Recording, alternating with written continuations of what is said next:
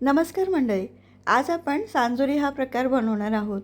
तर विशेषतः खानदेशामध्ये अक्षय तृतीयेला सांजोरी हा प्रकार बनवला जातो, जी गुळाची आणि रव्यापासून बनवलेली असते.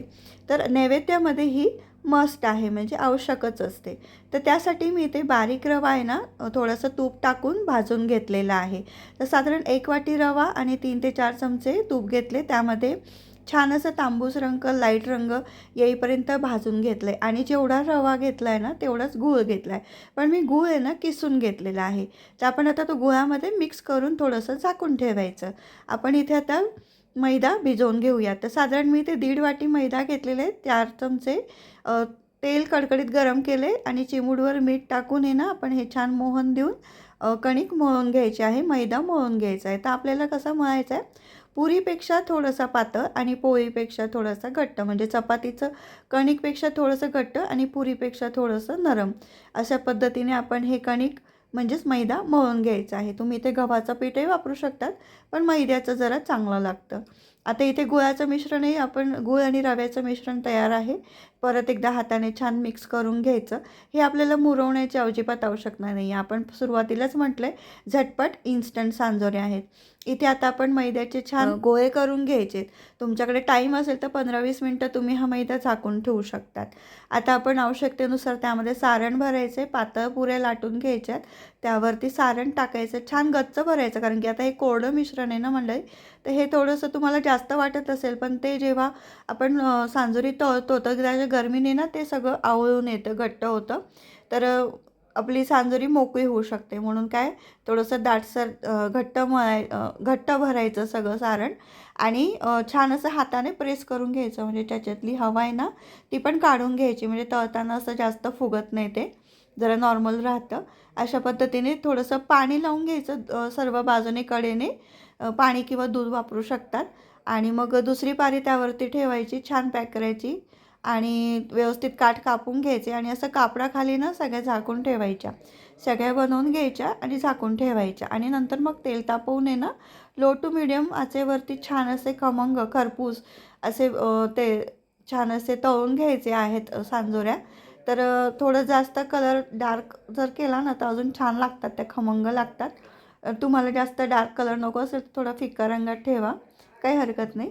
एक छोटासा तुकडा टाकून बघितला, एक 3-4 सेकंदाने तो वर आला पाहिजे, असं छान तेल व्यवस्थित तापलेलं पाहिजे. आणि लो टू मिडियम गॅस व्यवस्थित ॲडजस्ट करायचा आणि छान तळून घ्यायच्या.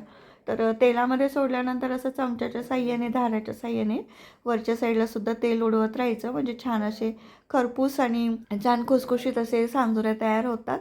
आणि अशा पद्धतीने छान तळून घ्यायच्या आहेत. आता आपण इन्स्टंट सांजोऱ्या बनवलेल्या आहेत. याच सांजोऱ्यांचं जे सारण आहे ना, ते गुळाचं पाणी बनवून त्या सांज्यामध्ये, म्हणजेच रवा भाजून त्यामध्ये तो सांजा ठेवतात आणि 2 ते 3 दिवस छान मुरू देतात. आणि मग असे मैद्याच्या पाऱ्या बनवून त्यामध्ये सारण भरतात. पण आजचा जमाना असा इन्स्टंट झालेला आहे, की कोणाला तेवढा वेळ नाही. काही निमित्त असतं, म्हणजे काही नोकरीनिमित्त बाहेर जावं लागतं गृहिणीला, किंवा घरामध्ये बरेच कामं असतात. आणि काही काही ज्या आहेत आता नवीन पिढी आहे, त्यांना हे जुने प्रकार, खाण्याचे प्रकार असे जास्त विशेषतः माहिती नाही आहेत कसे बनवायचे. तर त्यांच्यासाठी हा एक सोपा इन्स्टंट प्रकार आहे, म्हणजेच सांजोरी आपण इन्स्टंट बनवलेली आहे.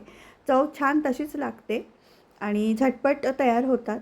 म्हणजे आपल्याला ज्या वेळ आहे थोडासा मिळतो त्यामध्ये ह्या सांजोऱ्या तयार होतात. आणि याची लाईफसुद्धा जास्त आहे, कारण की ह्या पाणी यामध्ये वापरलेलं नाही आहे आपल्याला सांजा भिजवताना, की नाही, आपण गुळाचं पाणी नाही केलेलं आहे, फक्त कोरडा सांजा म्हणजे रवा आणि त्यामध्ये गूळ टाकलेला आहे. त्यामुळे याची शेल्फ लाईफसुद्धा वाढलेली असते आणि थोड्या थोड्याच करायच्या, म्हणजे पटकन संपतातही आणि सर्वांना आवडतात आणि खुसखुशीतही राहतात. तर मी तुम्हाला माझी जुनी लहानपणीची आठवण सांगते. माझ्या आजीकडे आम्ही आजोळी जायचो उन्हाळ्याच्या सुट्ट्यांमध्ये. तेव्हा माझी आजी ना छान असे मोठे मोठे डबे भरून येत नाही असे सांजोरे बनवून ठेवायचे. आम्हाला सांजोरे खूप आवडायच्या. आणि विशेषतः आहे ना, तुम्ही जर ही सांजोरी अशी दुधामध्ये टाकून खाल्ली ना, खूप छान लागते. तुम्ही कशाबरोबर सांजोरी खातात? नुसती खातात का? आणि नाशिक येवल्या भागामध्ये दहीबरोबर खातात, दहीपुरी म्हणतात त्याला.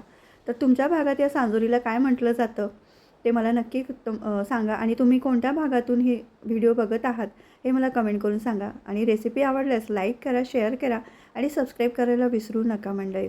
तुमच्या अशा सपोर्टमुळे आम्हाला थोडंसं प्रोत्साहन मिळतं. तर चला मंडळी, भेटूयात आपण अशाच वेगवेगळ्या रेसिपींसोबत. त्यासाठी तुम्ही फॉलो करायला विसरू नका. लाईक करा, शेअर करा, सबस्क्राईब करा.